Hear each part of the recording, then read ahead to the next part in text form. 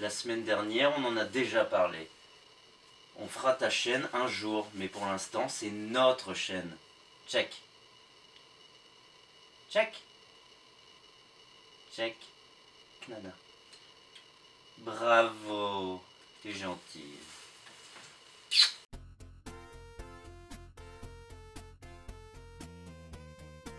Salutations, c'est le pirate et Malaika, bienvenue à bord de notre chaîne et aujourd'hui nous allons unboxer la Ichiban Sho Rising Fighters de Broly Super Saiyajin, sortie en septembre 2020.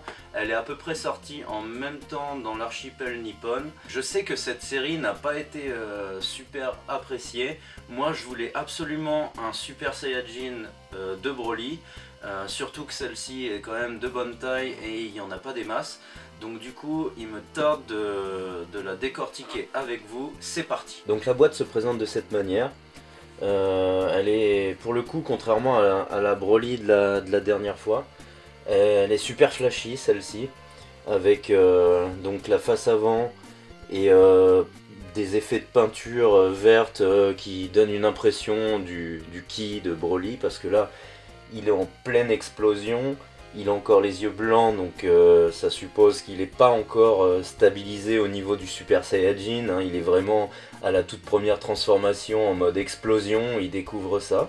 La face gauche, avec Broly vu de profil, l'arrière, rien de spécial comme d'hab, et le côté gauche avec Broly sous un fond de profil jaune. C'est très coloré, hein. Elle est très pleine de peinture, c'est spécial quoi, c'est tape à l'œil. Donc on va ouvrir la boîte, hop, le petit couteau suisse.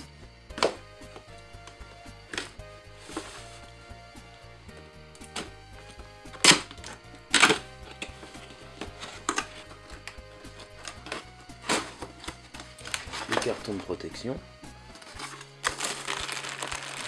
qui est quand même bien rempli. On a une, deux, trois pièces et un socle, vu qu'il est en position dynamique, en mode élévation. Du coup il y a 4 pièces. Alors on va ouvrir ça.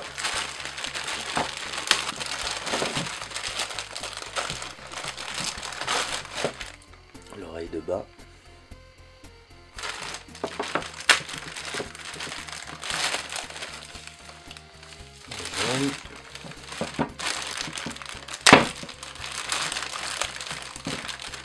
Et le corps. Donc on va emboîter ça. Hop. L'oreille de bas. Ça a l'air pas mal. Je vois des belles choses quand même. Je savais que ça allait être une belle surprise en fait, cette figurine.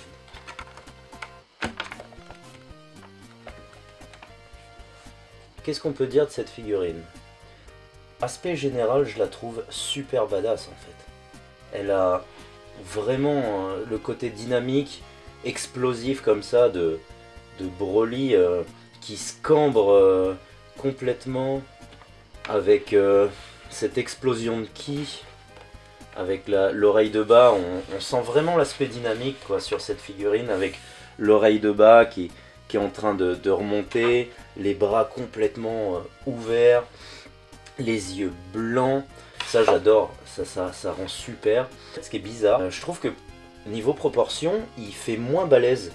Au niveau des bras, des jambes, malgré qu'il soit bien musclé, hein, on le voit bien, il y a des sacrées jambes, sacrés bras quand même. Il est plus fin. Après ça dérange pas tant que ça le regard.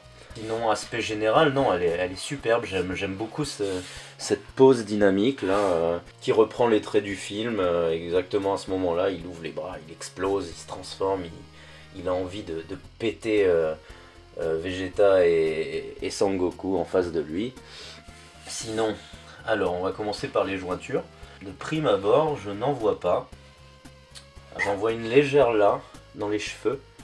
Elle est ici et elle se fond ici.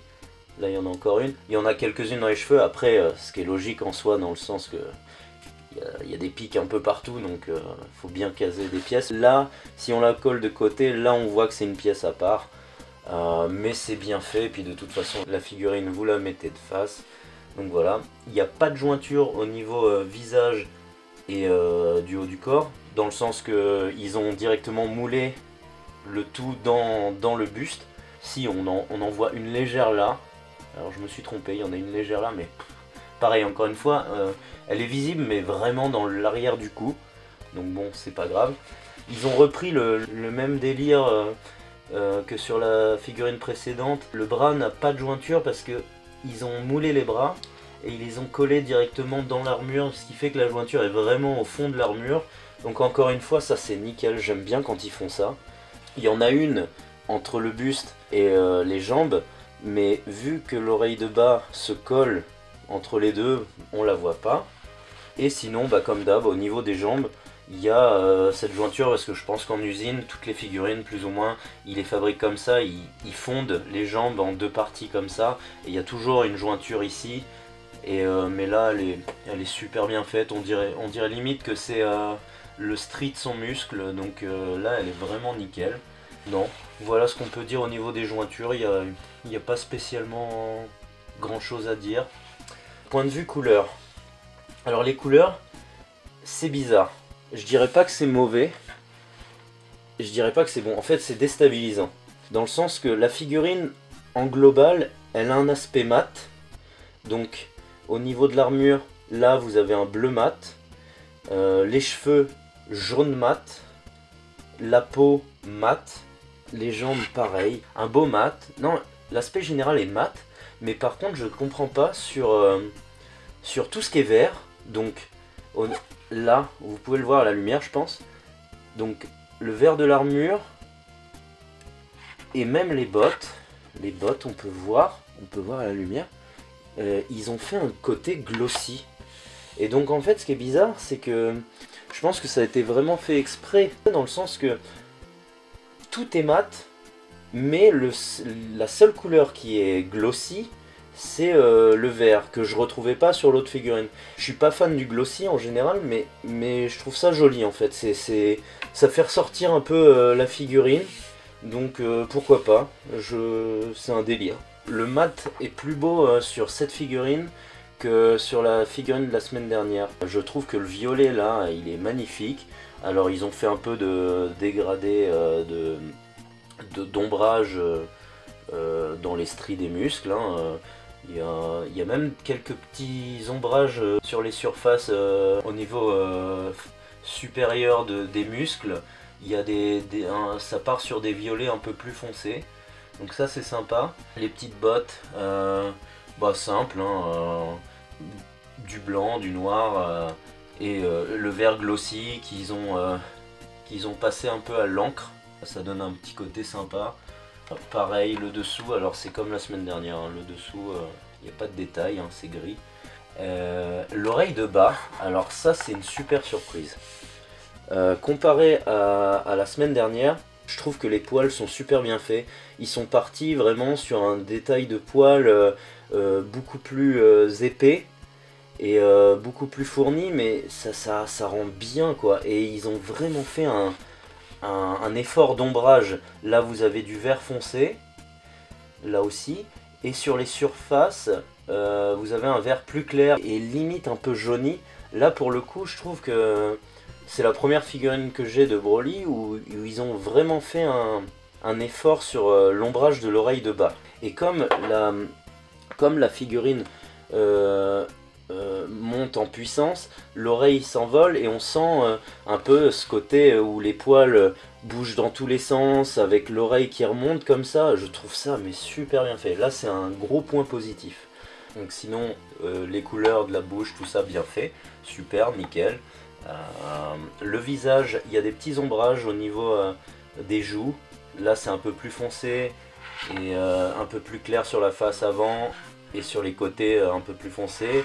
Les pectoraux pareil, sur les extrémités c'est un peu plus rose clair avec le dessus des pecs un peu plus foncé, un peu plus mat.